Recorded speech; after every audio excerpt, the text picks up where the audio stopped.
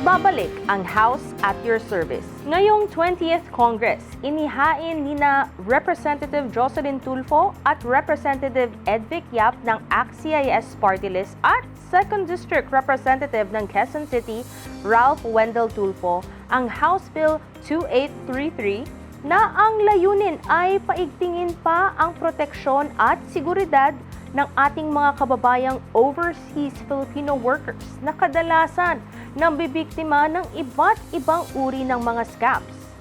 Ang detalye ng panukalang batas, panuorin ito.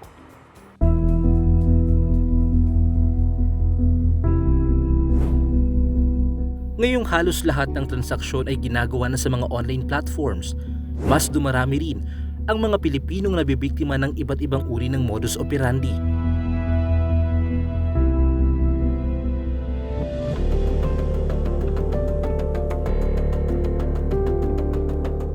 Isa sa mga madalas sa target ng mga scammer ay ang ating mga kababayang overseas Filipino workers o OFWs.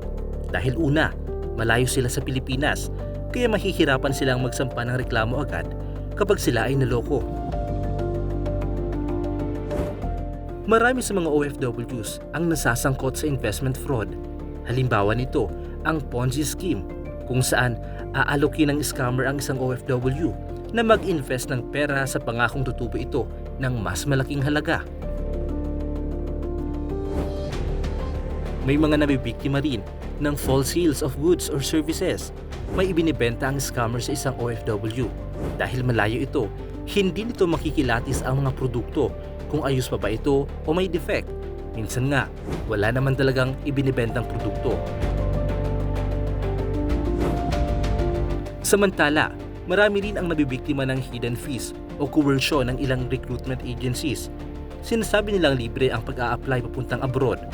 Ngunit sa bandang huli, ay bigla na lamang sisingilin ang aplikante ng mga bayarin na hindi naman ipinaliwanag sa simula pa lang.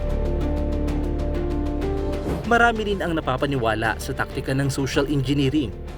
Kabilang dito ang phishing, kung saan tumatawag ang scammer at nagpapanggap na taga-bangko o opisyal ng isang kumpanya. At smishing, ito naman ay isang text message na may kasamang peking link na kapag binuksan mo, otomatikong makukuha ng scammer ang inyong personal information.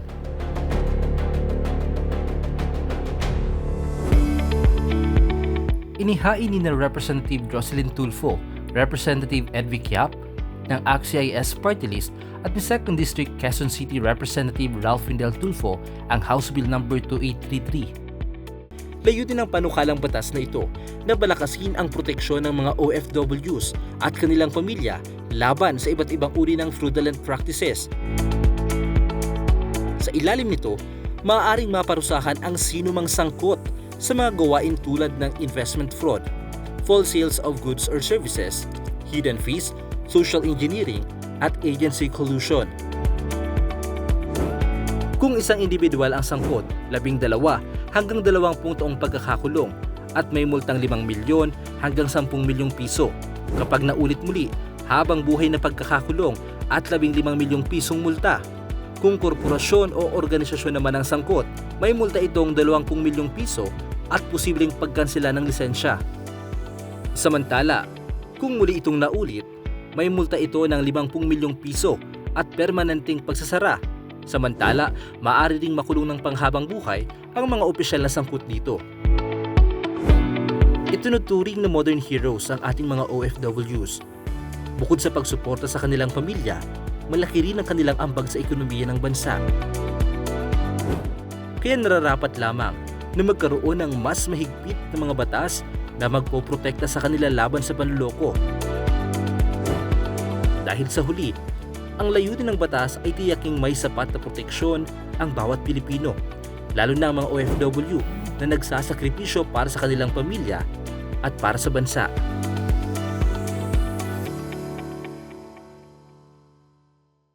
At iyan ang House Bill 2833 or ang Overseas Filipino Workers Fraudulent Protection Act of 2025 na isinulong ngayong 20th Congress. Ilang mga uri ng scams na ating tatandaan sa panukalang batas na ito ay ang investment fraud, fraud sales of goods or services, importation of hidden fees, or coercion at financial account scamming. Tandaan, ang sinumang individual na mapapatunayang guilty of committing any of the prohibited acts under this bill ay maaring humarap sa 12 years to 20 years of imprisonment. At may 5 million pesos to 10 million pesos fine at kung sakaling inulit pa ito, life imprisonment na at 15 million pesos na ang halaga ng fine.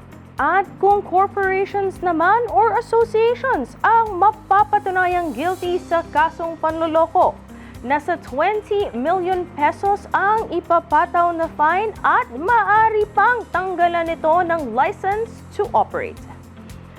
Tandaan, mahalagang alamin ang bawat panukala at batas para sa ating mga kapakanan.